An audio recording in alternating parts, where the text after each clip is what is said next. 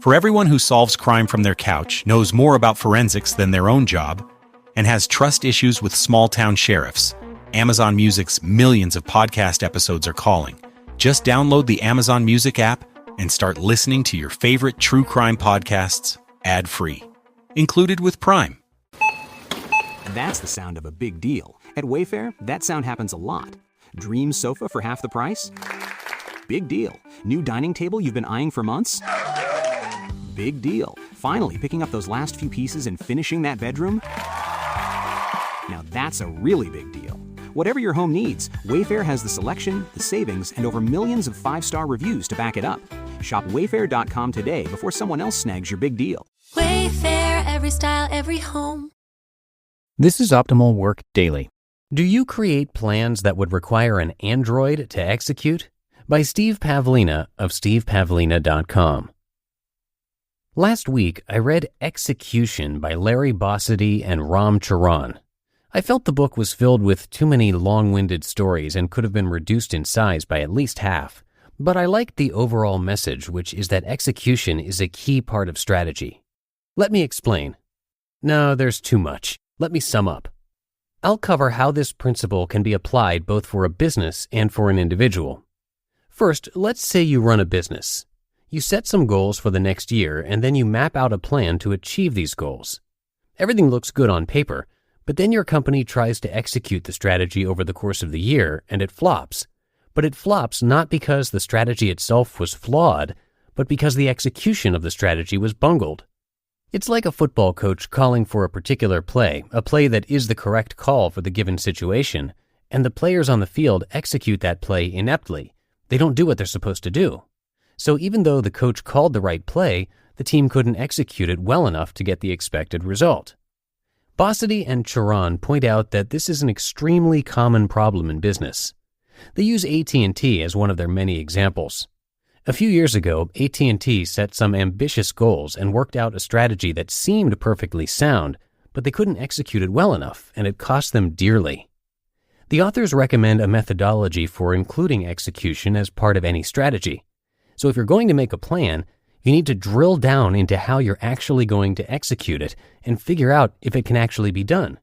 Do you have the right people with the right skills? Do you have the right resources? Is there enough time to pull it off? So that coach who called for a play his team couldn't execute actually called the wrong play then. He needed to consider the likely execution of the play before deciding which play to call. How many times have you seen this problem in software development? A brilliant design for a new software product is created, but the development team can't actually create it. They don't have the right mix of talent, management, and resources required to get the job done on time and on budget. It doesn't matter how great the plan is if the team can't actually execute it. One of the reasons I read books about big businesses is that I often learn ideas that can be applied as an individual. So even though the authors of Execution only focused on big business strategy, let's consider how this concept might be applied to you as an individual. Have you ever written out a plan for your day or your week and then failed to execute the plan successfully? Have you ever worked out a new diet or exercise plan and then not followed it? Add my name to the guilty list too. So you created what seemed like a good plan, but then you bungled the execution. But couldn't you say that the plan was unsound to begin with because it didn't take execution into account? If you make a plan for your day, you have to consider your own strengths and weaknesses as an integral part of that plan. However unsatisfying this sounds, it means you have to consider your level of self-discipline, laziness, tendency to procrastinate, intelligence, skills, etc. If you assigned your plan to someone else just like you, what would the expected outcome be? Would that person be able to execute it? If not, where would they fall short? What kind of plan could that person execute well? Another way of saying this is that personal planning requires a high degree of self-awareness. If you know you're 80% likely to procrastinate on your very first to-do item, and that doing so will throw off the rest of your plan, then your plan itself is unsound. You have to muster enough awareness to know how you're most likely to execute it. This is one of those ideas that sounds like common sense, yet it isn't commonly applied. I've fallen victim to this trap often, planning my days in advance as if I'll execute them with android-like proficiency, and failing to accurately predict what's actually going to happen when I try to execute it with all my human weaknesses. It's hard to look at a really cool-looking plan for your day and say to yourself, Mr. Data could execute this, but I probably can't.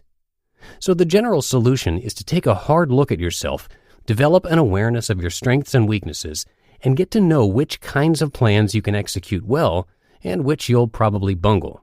Whenever you make a plan, consider how you're likely to execute it. Keep track of how well you do execute and under what conditions you work like a dog versus being lazy. As you create your own plans then, think about how you can recreate the conditions where you work best while minimizing the conditions which distract you. Now, if you discover that overall you're really bad at executing what you need to get done, despite doing your best to compensate, then you may consider looking for a different line of work that's a better fit for your skills and talents. You can also educate yourself to improve your skills, turning your areas of weakness into new strengths. What you don't want to do, though, is remain stuck in a situation where your execution always falls short of your plans. You just listened to the post titled, "Do You Create Plans That Would Require an Android to Execute?" by Steve Pavlina of stevepavlina.com. For everyone who solves crime from their couch, knows more about forensics than their own job, and has trust issues with small-town sheriffs, Amazon Music's millions of podcast episodes are calling. Just download the Amazon Music app and start listening to your favorite true crime podcasts ad-free. Included with Prime. Tyler Reddick here from 2311 Racing. Game night's fun until someone spends 5 minutes lining up one shot. Chalk, breathe, re-chalk, still aiming. While they figure it out, I fire up Chumba Casino. I can spin anywhere, anytime, and there's always a new social casino game every week. Spins happen way faster than that shot. Play now at ChumbaCasino.com.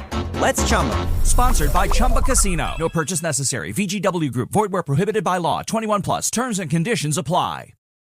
And thanks so much to Steve. He was actually one of the very first authors that we started narrating here across all the shows in our network.